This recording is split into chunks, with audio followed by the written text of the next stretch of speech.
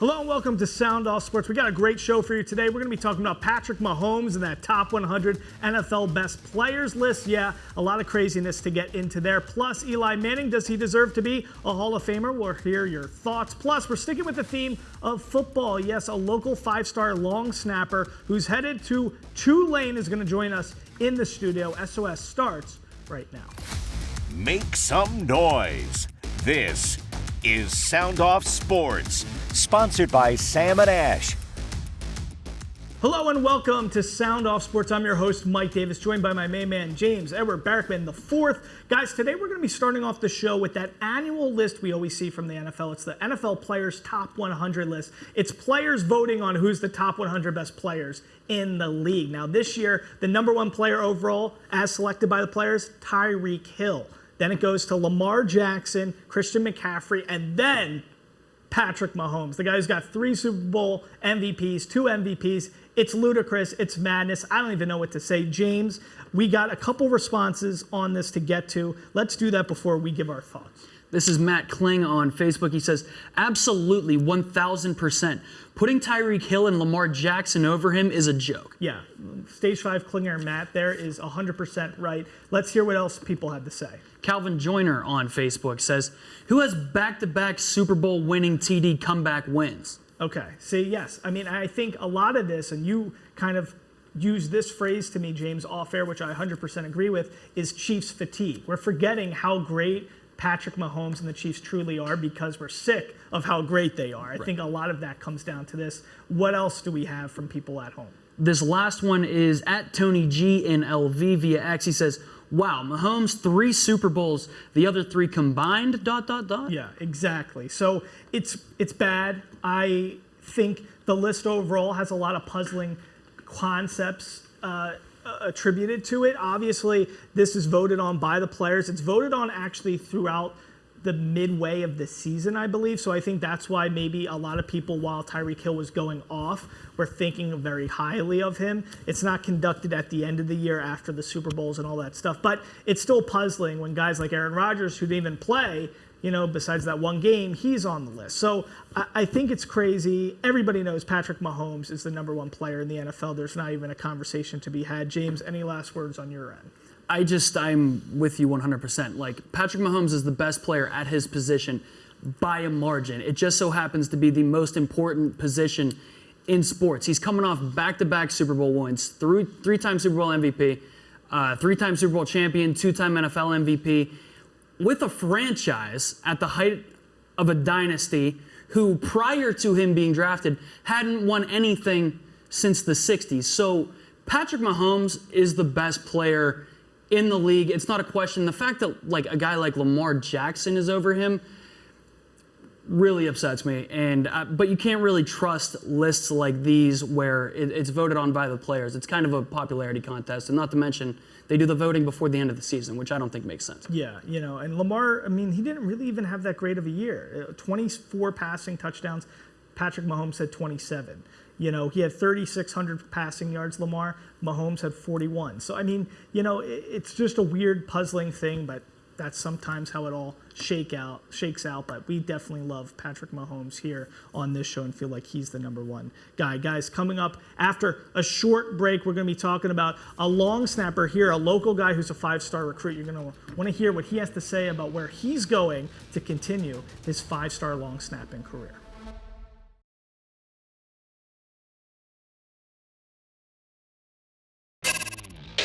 All right, welcome back to Sound Off Sports. Right now, I am joined by a very impressive young man. Yes, he's the number 7 long snapper in the entire country. I'm joined by the Bishop Gorman guy, the Tulane commit, Jason Arredondo. Jason, great to be with you. Pleasure being here. Thanks for having me. Congratulations on all your success, class of 2025. Not only are you a commit, a 5-star long snap recruit, you're also a 4.0 GPA guy. You got to be smart if you're going to Tulane. Tell me real quickly, because I know you started playing football at the age of 6. How did you take to the long snapping position particularly? Yeah, sure. So I actually ran into a guy who played at Gorman under the name Jordan Ober. He played at Nebraska, and he now plays in the UFL. Okay. And he initially trained me in my 8th grade year. And that's how I picked it up, just to have it in my back pocket going into high school.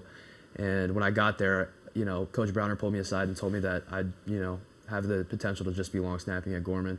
And so that's what I've been doing all 4 years. I've been playing a little bit of O-line here and there, just helping out. But as far as long snapping goes, that's how it all started, and that's where I'm at now. How did you really start working on that specialty? And was it kind of in the beginning when you're playing football all these years, is it kind of in a way you're like, oh man, I don't want to just be focused on long snapping? Or did you see the forest through the trees and say, you know what? I'm really good at this. I'm a 5-star. You ultimately become a 5-star long snapper. To be a 5-star in any position is incredible. So how did you, even as a youngster, when you have maybe so many different interests, you want to be on the field in a lot of different ways, how did you focus just on and say to yourself, this is the position meant for me? Yeah, so, obviously you want to be in that hard-nosed, nitty-gritty, down in the trenches like I've been playing since I was 6. It was hard for me at first because I missed hitting people what football really is. I still get that on punts and stuff. I had a tackle against Canyon Springs, and it's a great position because I know that longevity wise it's going to be there for me. Right. Obviously a lot less injuries and stuff like that, and it's something that my parents have helped me. Like you're saying, seeing the trees through the forest and everything like that. Like I'm able to understand the potential that the position will lead me to. So how do you ultimately come to the decision to choose? I'm sure you had a lot of interest. I saw on Twitter you were taking trips all over to Oregon, to all different places. Why Tulane ultimately? I'm going to say the coaches. The coaches have really been there for me.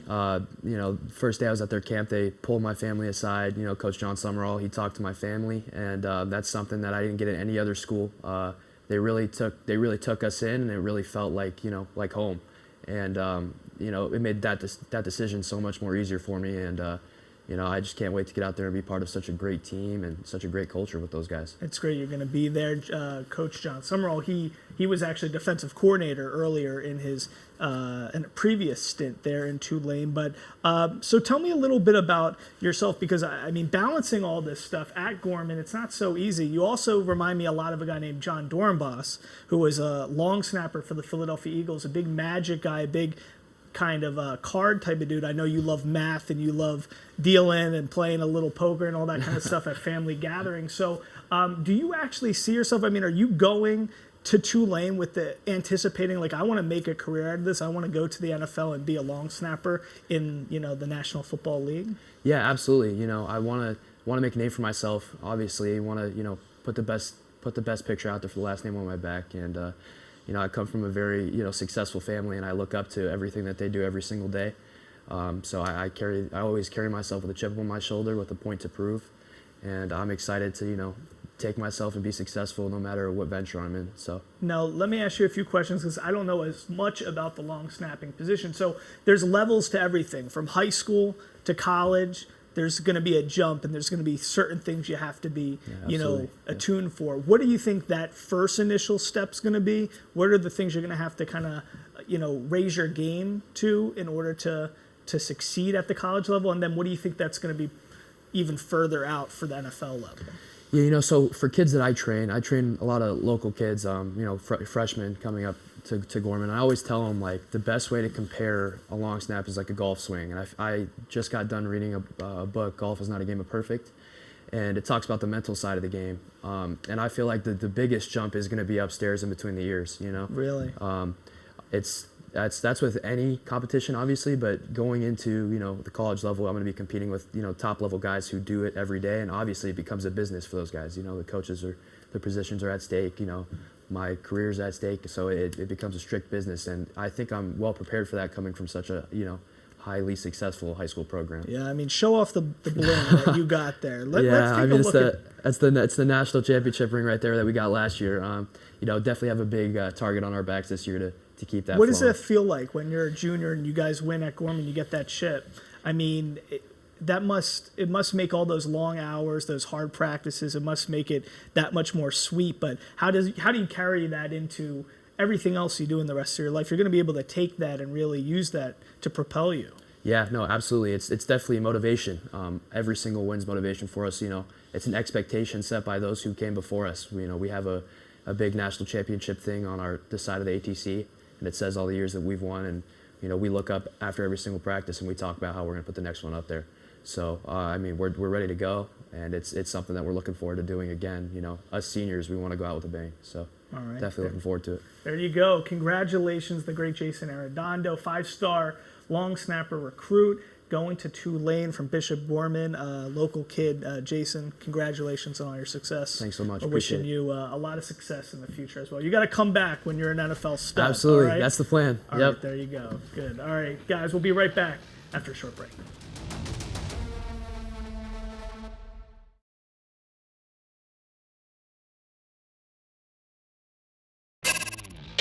All right, welcome back to SOS. All right, so we're going to stay with that football theme and the quarterback theme. Yes, we're going to be talking about Eli Manning. We saw all the new inductees into the NFL Football Hall of Fame. Now we have Eli Manning, who's up for induction for the first time after his career. James, we asked everybody at home what they think. Does Eli Manning deserve to be in the Hall of Fame? What did people at home have to say on that? This first one is from Brandon Nybakin via Facebook. He says, absolutely not. If he even gets a vote, the Hall of Fame continues to be devalued with many players that don't deserve to be in the Hall of Fame. There needs to start being more strict criteria and not letting average players such as Eli in the Hall of Fame. Are we putting in Trent Dilfer next? I mean, he won a Super Bowl and is an average QB like Eli. When does the mediocrity stop? Oh, my God. Trent Dilfer got some... Catching strays. Wow. Let's hear one more before I jump in. This one is pro Eli. This is at Joseph66862190. You got all that? He says, yes, top 10 all-time in TD passes and passing yards. Also, 2-time Super Bowl MVP. Anyone who says no is either an Eli hater or a moron, both of which are mutually exclusive in my book. Yeah, so the great responses so Coming out far hot today on this show.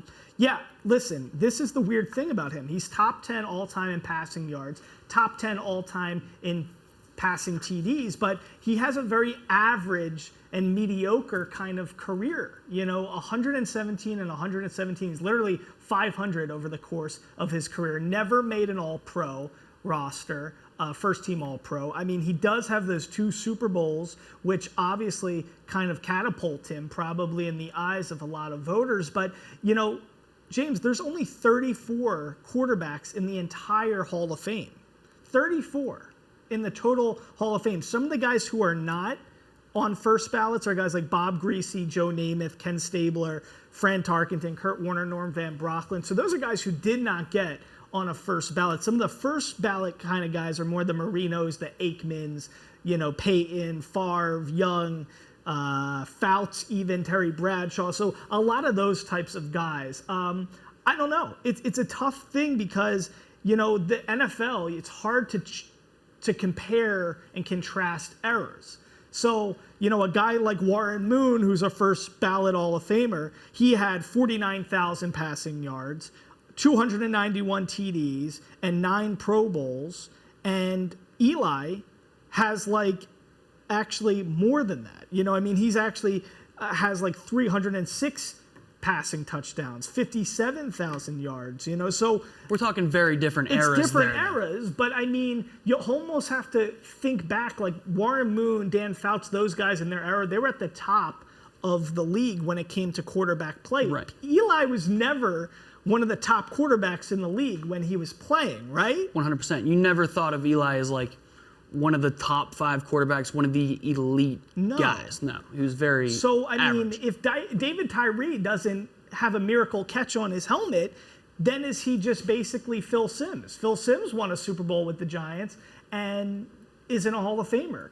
Jim Plunkett has 2 Super Bowls. He's not a Hall of Famer. So, I don't know. I think the problem here with this argument and why it's such a delicate subject is because, yes, there's a lot of good stuff. He had a long, career where what did he do? He had 210 straight starts, which is an impressive thing without being injured, which is the 3rd most all time. So he had a long career, a lot of attempts, was in a passing heavy league during those periods. So it's interesting, but the question is, if we let him in, who then do we have to let in because we let Eli into the Hall of Fame club? Does that mean now Matt Ryan has to be there? Phillip Rivers?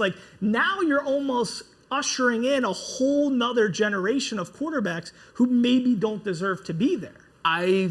That is my biggest fear, because I think Eli should get in, but if it means that guys like Matt Ryan or Phil Rivers also get in, Right. then maybe I'm pro keeping Eli out. But I do think that Eli is a Hall of Famer, but only because of his 2 Super Bowl wins and the circumstances surrounding those wins, because we've been over this. But when was Eli ever like somebody we talked about as one of the best quarterbacks in the league? He wasn't, but he had 2 moments in 2011 and 2007, those playoff runs that ultimately culminated in Super Bowl victories over not just anybody. Right. The greatest dynasty the league's ever seen, Brady and Belichick, the big bad Patriots. Little old Eli got it done twice in his only 2 attempts. That is the stuff of legend. And to me, that is enough alone to get you in the Hall of Fame if you're a guy like Eli who otherwise had a pretty mediocre career. We're rewarding the ultimate goal. It's the ultimate prize. It's what everybody's playing for. Everybody's trying to play for Super Bowl, but Jim Plunkett has 2. He didn't get in. You know, I mean, you can't just throw him out like to Trent Dilfer because he won a Super Bowl or Joe Flacco. So it becomes a hard thing. I think the 2 big things, like you said, that are really working in his favor are who he beat, the circumstances of beating the Patriots in those, and I also think, frankly, his last name. I think the Manning thing is a big deal. Having his dad, Archie, having Peyton, it's kind of like, you know, what he does still being involved in the NFL with, you know, being a part of Monday Night Football and how he hasn't left the kind of the game. So it's one of those things where maybe it's like the first family of football in a lot of ways. So how is he not going to get in having that hardware, even though the eye test tells you a different story? I don't know. Maybe being Peyton's brother helps him out a little bit. I don't think playing in New York is a big factor in this either. I think it's all about who he beat and when. He beat the greatest dynasty we've ever seen twice in his only 2 attempts at the height of their dynasty. So would it be different if he beat like Joe Flacco's Ravens twice in the Super Bowl or beat another team in the AFC? I think so. And I think that's really what it comes down to, is that he beat the people that nobody else could beat. The 18-0 Pats, they would be the 72 Dolphins. They wouldn't be cracking champagne every year if it wasn't for Eli. Yeah. There's just a lot of guys who are in that. You know, Bob Greasy has 2 Super Bowl wins, you know, and he's a Hall of Famer. Wasn't first ballot, but yeah, you know, I mean, in a lot of ways, you start thinking about this. I mean, to me, Kurt Warner was an echelon top-tier quarterback when he was at his height. Of course, you know, yeah. He has an he has an MVP, 2-time AP MVP. He's a Super Bowl champ, 4-time Pro Bowler. He had 32,000 career passing yards, 208 TDs. He played in about 100 less games than Eli, so that's an interesting wrinkle, but he was not a first ballot Hall of Famer, Kurt Warner. So Kurt Warner, to me, was at a different level than Eli. From a talent perspective, 100%. Absolutely, much better quarterback You than know, Eli. and it's hard to win Super Bowls, so I don't know. I mean, I think at the end of the day, my vote is Eli gets in. I just hope he's not first ballot, because I don't think he deserves to be first ballot. I hope that we can separate a guy like Eli Manning and what he's done, accomplishing the ultimate goal twice over guys like Bill and Brady. I want to separate that and what he did in his otherwise average career from guys like Matt Ryan, who has an MVP, and Phil Rivers, who ranks higher on like the all-time passing yards list. They never won anything. No. And Phil Rivers was never a guy where we like, he's elite. He's a top 5 guy. He's not one of the best quarterbacks of his era. It's weird. So, you want those guys who are Hall of Fame like echelon to be the guys like, yeah, that was one of the top 2 players at his position for the course of his career, and it's just not how you feel about Eli, but it's tough at the quarterback position. Do we have any more responses? We have 3 left, but we might be running out of time here. This is at TCM2468 via X. He said, Eli is not one of the greatest, and don't give me that crap. Well, he has 2 rings. If that's the case, then Eli, Mark Rypien, and Phil Simms are better than Jim Kelly and Dan Marino. His defense won that first Super Bowl. He's an average QB who is lucky his last name is Manning. Yeah, I mean, there's somebody who's doing the dig with the Manning stuff. All right, let's hear the last two before we wrap up. Neil Kessler on Facebook, he says, anyone who can beat Tom Brady twice in a Super Bowl is definitely a Hall of Famer. I'm right there with you. Jeff Brown via Facebook says, you never talked about Eli and said, yeah, he's top 3 best in the league this year. Never once.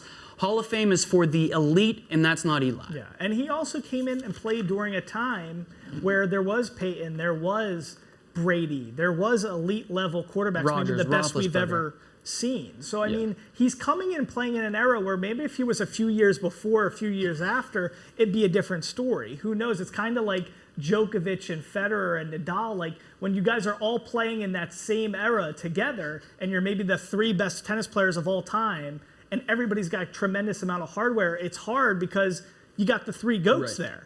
You know, so it's just, you know, eras is an interesting thing in football, but I think we're sharing the same sentiment. Hall of Famer, but not first ballot. Guys, coming up after a short break, we got more SOS for you. Stick around.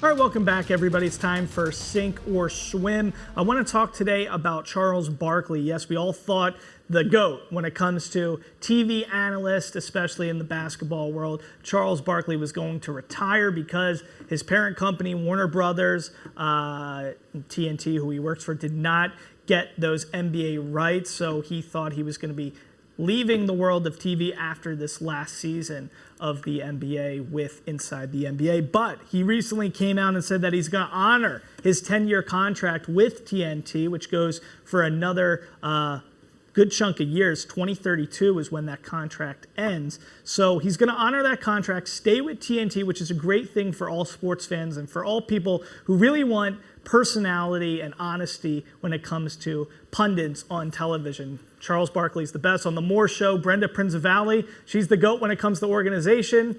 MJ's the GOAT when it comes to basketball. And Chuck is the GOAT when it comes to TV analysis, especially in the basketball world. So we're so happy he's going to be sticking around. That's the best thing I saw this week. We'll see you guys next time on Sound Off Sports.